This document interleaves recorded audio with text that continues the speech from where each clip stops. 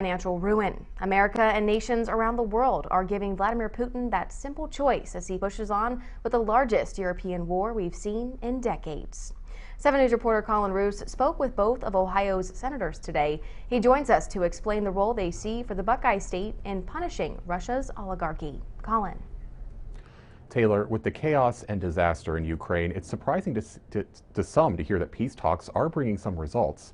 Russia has agreed to allow corridors for evacuating citizens, but they're still attacking major cities, and the West is making them pay dearly. Sanctions are beginning to take hold, and both parties hope Putin knows that they're willing and able to turn up the heat. With their week-long assault on Ukraine, Russia hopes to intimidate the world through its military might.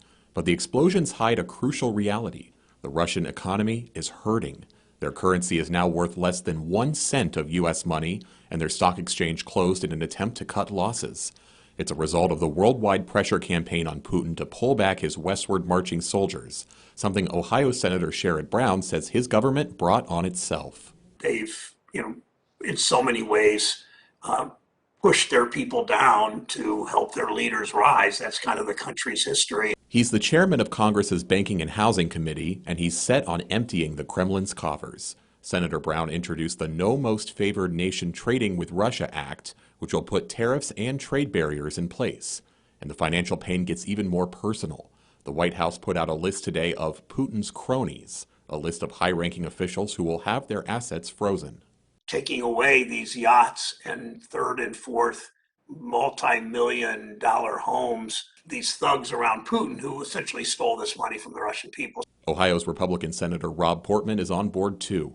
He says our business relationship with Russia is smaller than you might think, which involves specific goods like wheat and ammunition. We have about a $16 billion trade deficit with Russia, by the way, so it's not going to hurt us much. But their main export is oil, and Senator Portman isn't happy that we have any dependence on their supply. I think it's ridiculous that we are bringing Russian oil into the United States, about 600,000 barrels of oil per day. He says the Keystone XL pipeline stopped by President Biden could have more than made up for it.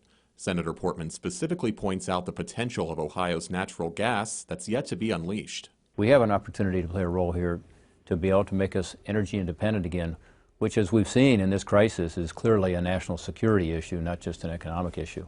The way both senators see it, the crippling of Russia's military machine is well underway, and not just through their wallet. The possibility of war crime charges are possible for Putin and his allies. Brown calls him an autocrat and a madman, but says even he should realize the price of his actions is just too steep. There's no way this doesn't end badly for him, even if he quote unquote captures all of Ukraine. It's not going to pay off in the end for him. The sanctions still don't target oil and gas exports from Russia, but that hasn't stopped prices from climbing. Today, a barrel of crude oil is close to $120, the highest in nearly a decade. Live in the 7 Newsroom, I'm Colin Roos, working for you.